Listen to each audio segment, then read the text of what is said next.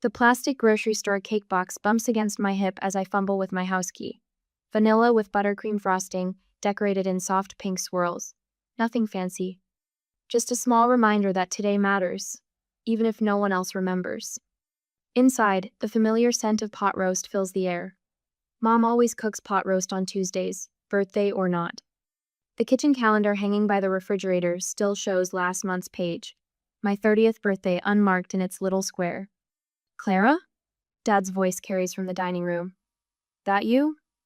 "Yes, just getting home from work." I slide the cake box behind the fruit bowl, smoothing my cardigan. The same one I wore yesterday and the day before. The same one Dad said made me look like a librarian when I bought it. The dining room falls silent as I enter. Mom and Dad sit at opposite ends of the table, the overhead light casting shadows across their faces. Dad's fork scrapes against his plate with military precision. Mom's eyes stay fixed on her green beans, each one cut into identical pieces. "You're late," Dad says, jabbing his fork toward the empty chair.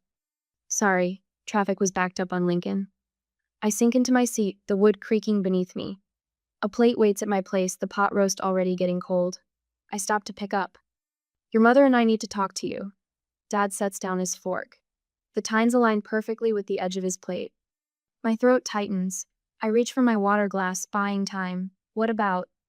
Mom's fork freezes halfway to her mouth. A green bean dangles, then falls. "You're 30 now." Dad's voice carries the same tone he used when telling me my childhood dog needed to be put down. Time to stop freeloading. We want the house back to ourselves. The words hit like a physical blow. My fingers go numb around the water glass. "Freeloading?" "Douglas," Mom whispers, but she doesn't look up, doesn't defend me. 6 years is long enough. Dad cuts another piece of meat, precise and careful.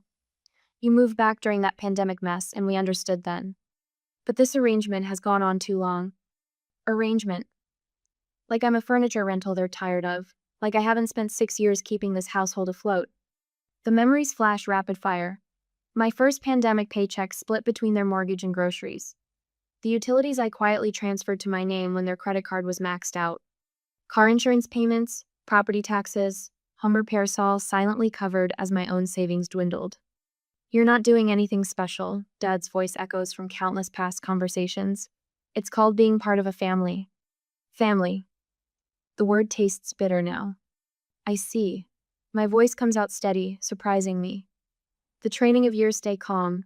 Don't react. Keep the peace holds firm even now." "We're not trying to be harsh." Dad dabs his mouth with a napkin. "But you need to stand on your own feet. Find your own place. Live your own life." Mom's silverware clinks against her plate, a sharp, discordant note. I push back from the table.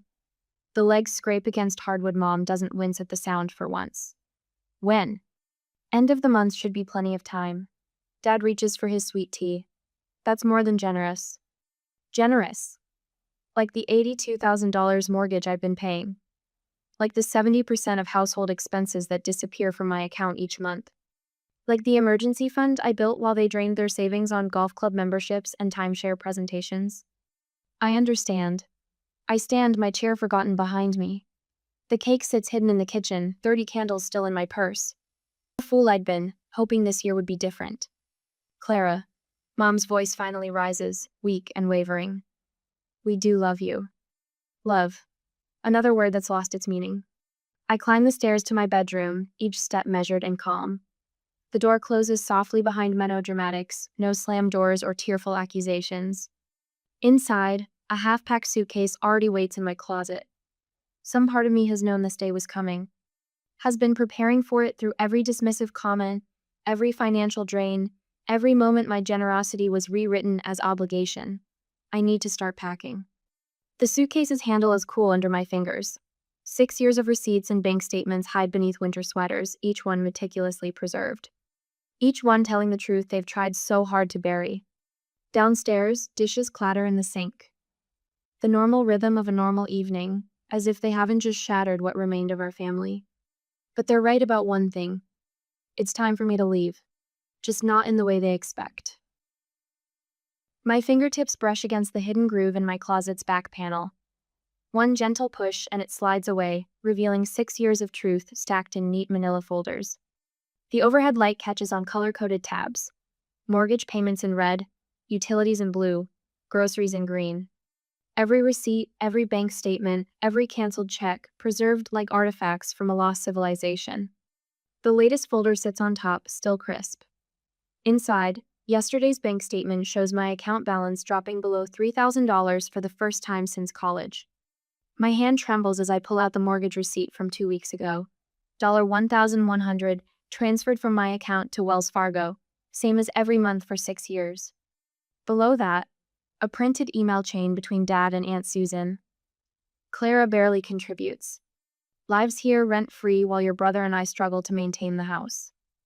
The timestamp shows last Tuesday, the same day I paid the property tax bill. Barely contributes. The words burn in my throat as I spread the papers across my bedroom floor. Bank statements fan out like fallen leaves, each one telling its own story. My savings account dropping from $45,000 to $2,800. Their accounts growing by almost the same amount.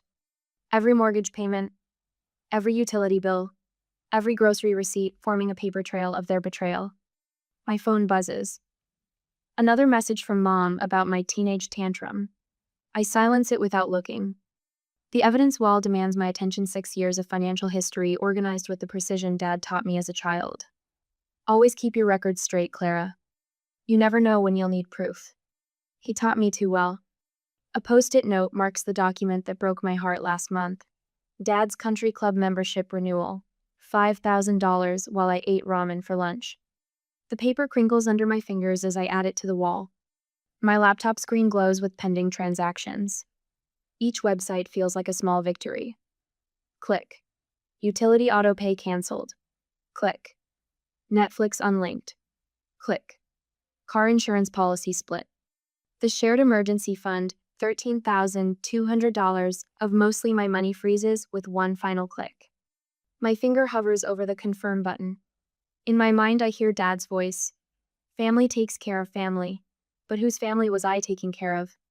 The one that remembered my birthday? Or the one that called me a freeloader on the same day? Click.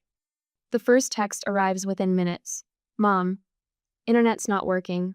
Fix it. Then Dad. Car insurance warning on my phone. What did you do? I let them pile up, focusing instead on the final printout in my hands. A bank statement from 2020, my first pandemic-era payment, back when I believed in family obligation. Back when I thought sacrifice meant something. A message breaks through the silence. Not from my parents, but Uncle Jerry. I know what you've been doing all these years. They're wrong. Call me if you need anything. My throat tightens. One ally in a family of accusers. One voice of truth among the lies. The sun sets outside my window as I finish organizing the wall. Each document tells part of the story. The mortgage payments that kept their house. The utilities that kept their lights on. The groceries that kept their fridge full. And beneath it all, the steady drain of my own future slipping away. Dad's footsteps creak on the stairs. Clara? The Visa card's declining at Kroger. I stay silent, adding the final piece to my wall. A receipt from the grocery store. One small vanilla cake. 30 unlit candles, a celebration that never happened. The doorknob rattles. I don't answer. Your mother needs her shows. What's wrong with the internet?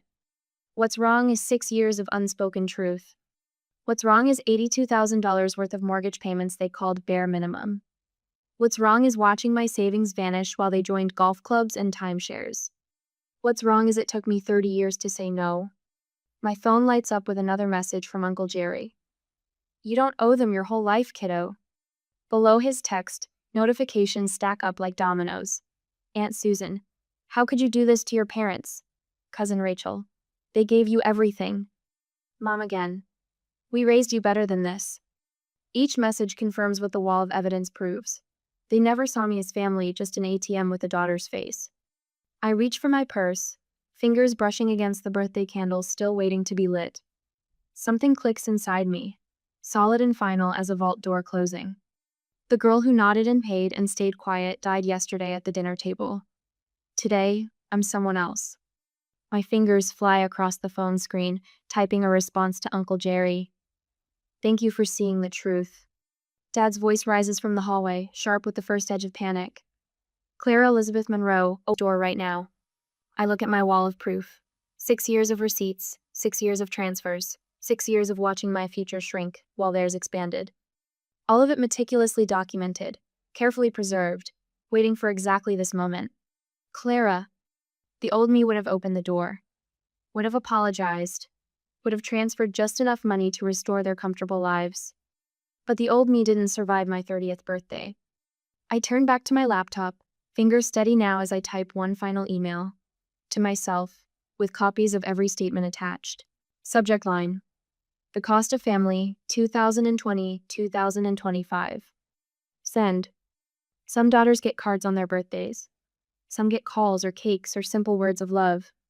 I got the truth. And the truth, as they say, sets you free. The next morning, the grocery store ceiling lights flicker as I slide my credit card into the reader. Behind me, Mom clutches her coupons, each one cut with surgical precision. The cashier scans the last can of green beans. Card declined, the cashier says. Mom's fingers tighten around the coupons until they crinkle. That's impossible. Clara always puts money in that account. Always. The word hangs between us like a closing door. Try this one instead. She fumbles in her purse for the emergency credit card. The one I've been paying the minimum balance on since 2020. The reader beeps again, declined. A line forms behind us. The ice cream in our cart begins to melt, vanilla running in slow rivulets down the carton. Mom's face flushes the same shade as her coral lipstick.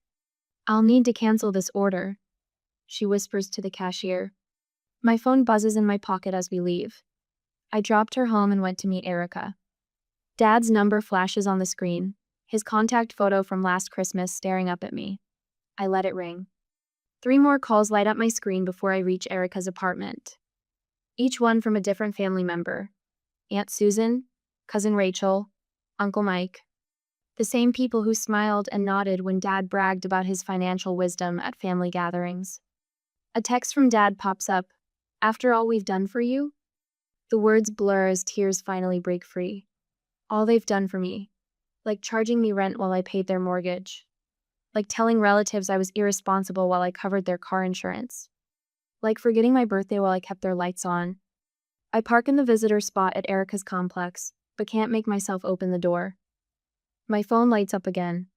A voicemail from Dad. You ungrateful little, his voice thunders through the speaker. I'm telling everyone how you abandoned us. Your mother's crying. Is that what you wanted? To break your mother's heart? The timestamp shows 2:47 p.m. Right when his truck insurance card would have shown coverage terminated on his phone. Another call, this time from Mom's friend Barbara at church. Clara, honey, your mother told me what happened. How could you cut off their internet during her favorite show? She needs that connection. I silence the phone and rest my forehead against the steering wheel. The leather cover is cool against my skin, grounding me in this moment. In this choice. Erica's apartment sits on the 2nd floor, tucked behind a massive oak tree.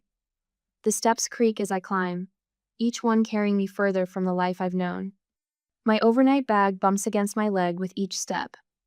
Inside, the same cardigan Dad hated still smells like Mom's pot roast. The door opens before I knock. Erica stands there in her paint-stained overalls, graying hair escaping her bandana. One look at my face and she pulls me inside.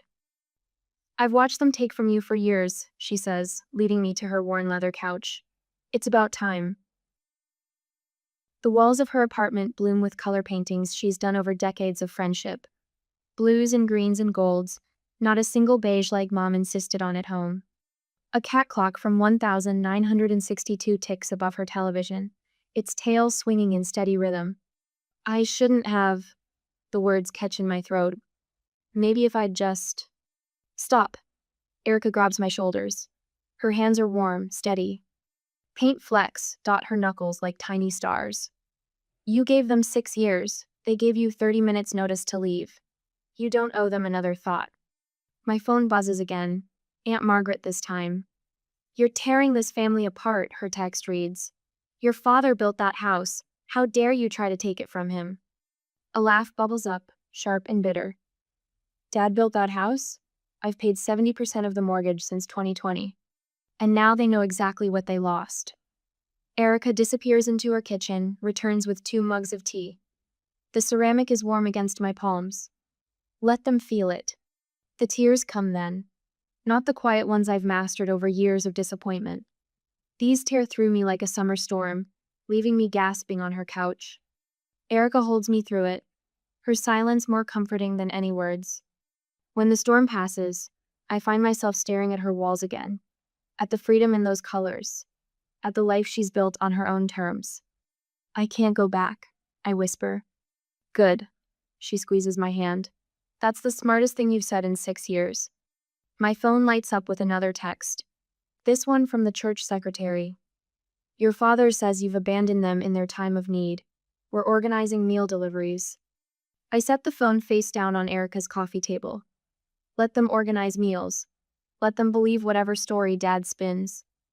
The truth has receipts, and I have copies of every single one.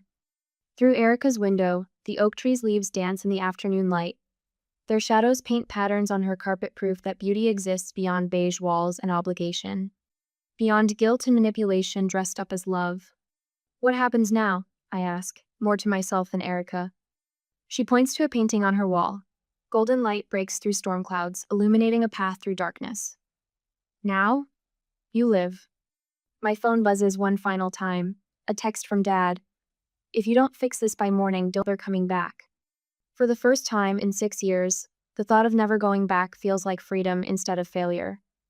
I silence the phone completely, fold the cardigan Dad hated, and set it aside. Tomorrow, they'll wake up to more cancellation notices. Tomorrow, Mom's church friends will deliver casseroles and listen to stories of my betrayal. Tomorrow, Dad will realize exactly how much of their lives I've been quietly maintaining. But tonight, in this room full of color and possibility, I let myself feel the strength in my breaking point, the power in finally saying enough. It's time to live.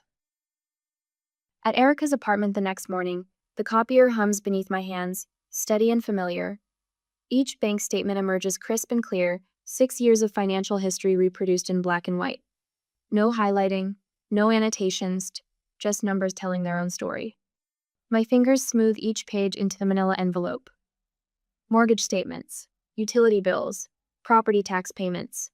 Transaction history is showing the slow drain of my accounts while my parents' savings grew. Raw data, impossible to dispute. An hour later, Pastor Williams's office door stands half open, morning light spilling onto the worn carpet. Inside, he sorts through his Sunday sermon notes, reading glasses perched on the end of his nose. The same glasses he wore when I was 10, watching our children's Christmas pageant from the front pew. Clara? His eyebrows lift as I step inside. What brings you by on a Tuesday? I place the envelope on his desk. The paper is smooth under my fingertips, unremarkable except for the weight of truth it carries. Some information I thought you should have. A small note rests on top. The truth, with receipts. He opens the envelope slowly, methodically, the way he opens his Bible before each sermon. The first page emerges a mortgage statement from 2020. His eyes widen behind those reading glasses. Good Lord. The words come out soft, almost a prayer. You've been paying 70%?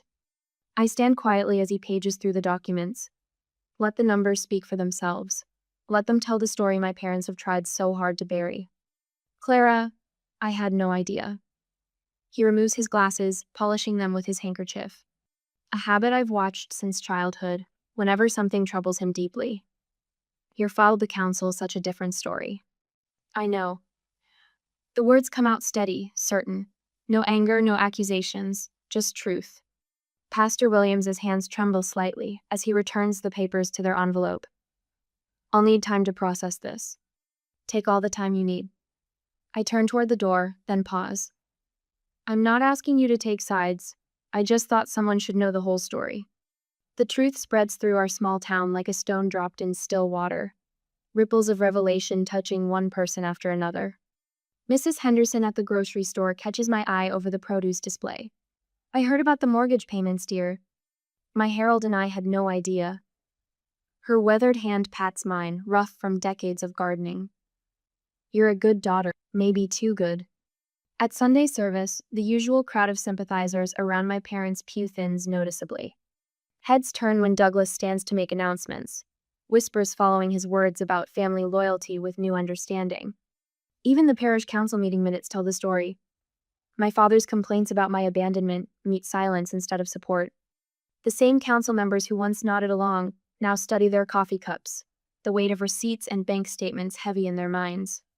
The doorbell at Erica's apartment chimes on a Wednesday evening. Through the peephole, I see them, Douglas and Irene, standing awkwardly on the welcome mat.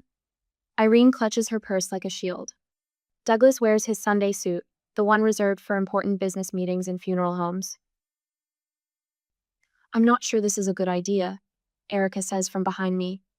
Want me to tell them you're not here? I shake my head. No, I can handle this. They've rehearsed their opening lines. I see it in the careful way Douglas straightens his tie, how Irene's fingers twist her wedding ring. The same preparations they made before asking the bank for loan extensions, before convincing relatives to invest in Douglas's failed business ventures. Clara, my father's voice carries that familiar tone of reasonable authority. We've come to talk things through, like family should. I leave the security chain latched, speaking through the narrow gap. I'm listening. This situation has gotten out of hand. He glances at the neighboring apartments, lowers his voice. These stories spreading around town, the damage to her reputation. You mean the truth spreading around town, I correct quietly. We're willing to forgive your emotional reaction. Douglas straightens, a businessman preparing his final offer. But we need you to release the emergency fund. Immediately. The old fear flutters in my chest, the urge to give in, to keep peace at any cost. But it fades quickly, replaced by a calm certainty. I've given enough. If you force our hand, Douglas's voice hardens, we'll have no choice but to tell everyone. Tell them what? The words come out gentle, almost curious. That I paid 70% of your mortgage? That I covered the property taxes while you joined the country club? That I drained my savings to keep you afloat while you called me a freeloader? Irene flinches. Douglas's face reddens. Everyone already knows. I meet their eyes through the gap. I didn't have to say a word. The numbers spoke for themselves. My phone buzzes later that night, their numbers flashing on the screen. Once, twice, 3 times. Each call easier to decline than the last. In Erica's spare room, I stretch out on the futon that's become my temporary bed. The weight of financial obligations no longer presses on my chest. No mortgage payments to calculate, no utility bills to juggle, no constant mental math to ensure their comfort. For the first time in 6 years, I breathe freely.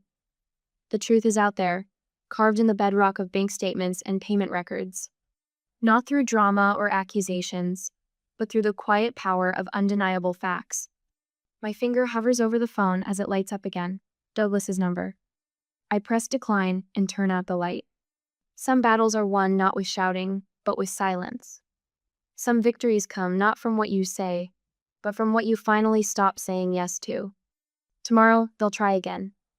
But tonight, in this quiet room, I am finally free. Uncle Jerry's voice cuts through the murmur of family voices in Aunt Patricia's living room 3 days later. I've seen the bank statements. Leave her alone. My coffee cup freezes halfway to my lips. Across the antique coffee table, Douglas's face flushes crimson. The annual Monroe family gathering stretches into uncomfortable silence as 30 pairs of eyes dart between us. Now, Jerry, Douglas starts, his hands spread wide in that familiar placating gesture. You don't understand the whole situation. 6 years of mortgage statements. Uncle Jerry pulls a manila folder from beside his armchair. Utility bills, property taxes, all with Clara's name on them. Papers rustle as he opens the folder. Want me to start reading the numbers? Aunt Patricia's crystal wind chimes tinkle softly through the window. A clock ticks somewhere in the silence. I set my coffee cup down with a quiet clink. This is a private family matter, Douglas says, his voice carrying that dangerous edge I remember from childhood arguments. We are family. Uncle Jerry's weathered hands smooth the papers.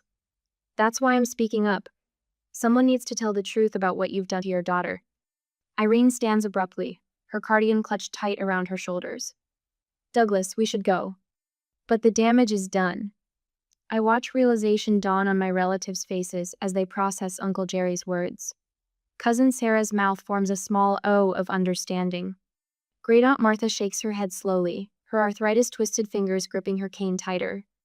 70% of the mortgage, Uncle Jerry continues, ignoring Irene's attempt at escape. Every month for 6 years. while you told everyone she was financially irresponsible. Douglas grabs his car keys from the side table. The brass bowl they land and rattles against the wood. We're not discussing this here. They flee. The front door closes behind them with a decisive click. In their wake, the room fills with whispers and sideways glances. Uncle Jerry catches my eye and nods once. I return the gesture, gratitude tightening my throat. A month later, I park in front of my old house. The lawn needs mowing. Dead petunias droop in the window boxes Irene used to tend obsessively. The screens on the front windows hang slightly askew, and paint peels around the doorframe. Douglas opens the door before I knock.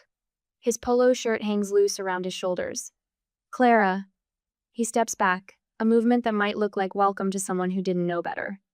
Bills cover the kitchen table where we used to eat Tuesday pot roast. Late notices with red stamps peek out from beneath utility statements. Irene sits in her usual chair, a calculator and checkbook in front of her. We need to talk about the house payment, Douglas says. The authority in his voice sounds hollow now. We might lose the house. I pull out a chair, noting how Irene flinches at the scraping sound. You still have 30% of the mortgage to pay. My voice stays steady. Exactly your share. But that's not, Douglas stops, swallows. We're your parents. Yes. I place a thick folder on the table. And here's 6 years of proof that you took advantage of that fact. Irene's hand trembles as she reaches for the folder. Bank statements spill out, each one highlighted with precise yellow lines showing my withdrawals. Mortgage payments, insurance, utilities, property taxes, all carefully documented. Mrs. Henderson brought this up at Bridge Club last week. Irene's voice barely carries across the table. She asked if it was true that you'd been paying our bills all this time. The truth has a way of spreading.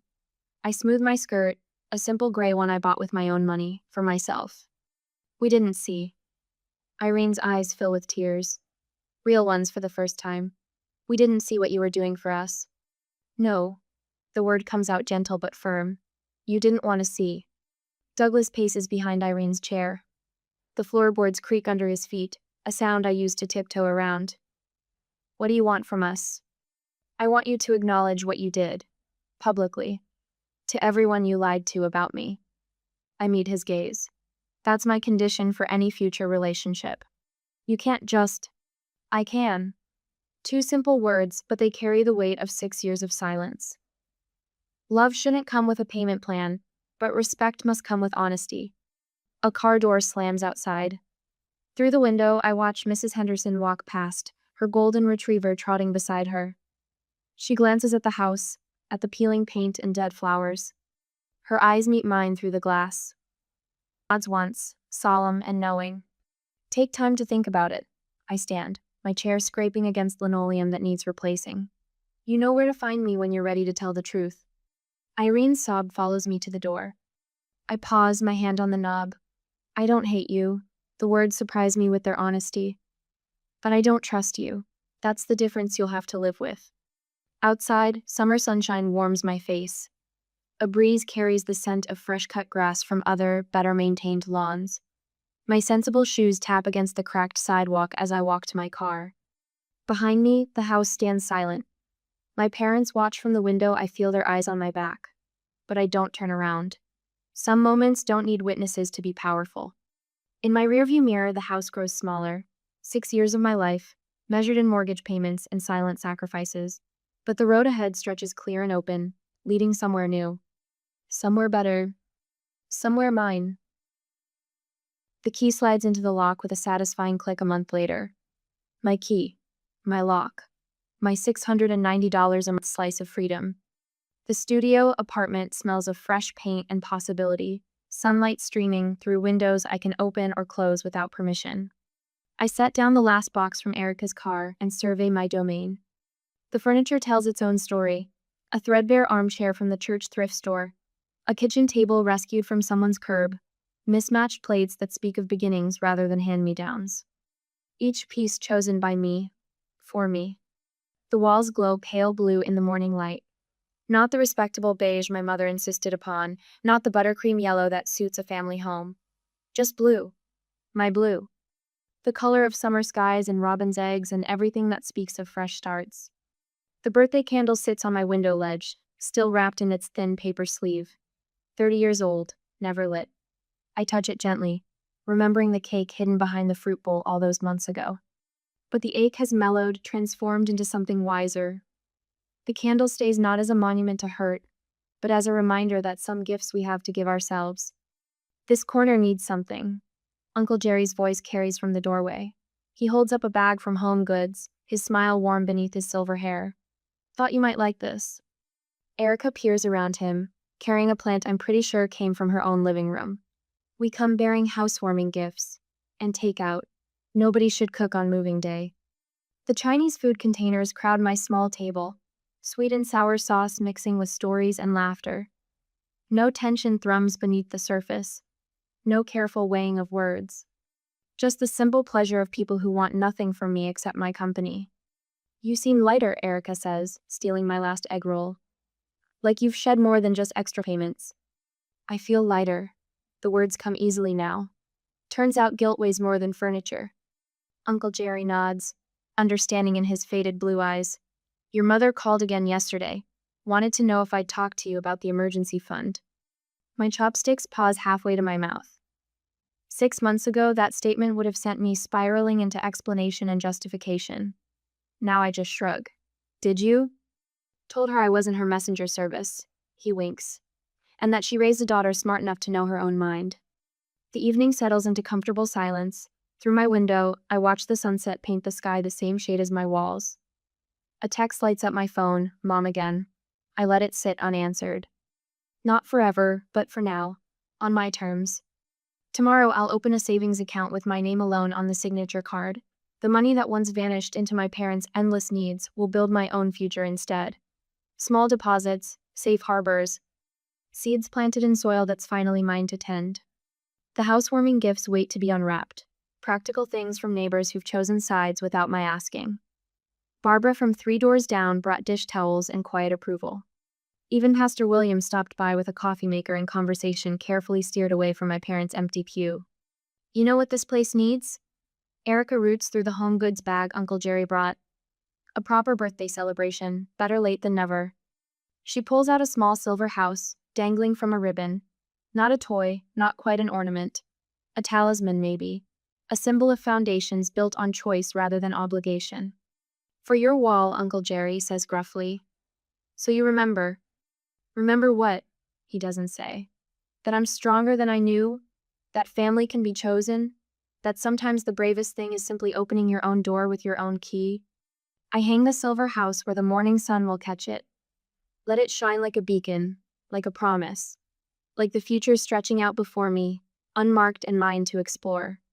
The text from Mom still waits, glowing softly in the growing dark. I'll answer it tomorrow or maybe the next day, when I'm ready. When the words come from strength rather than habit.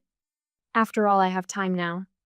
A whole new chapter, written in pale blue and possibility. And this time, I'm holding the pen.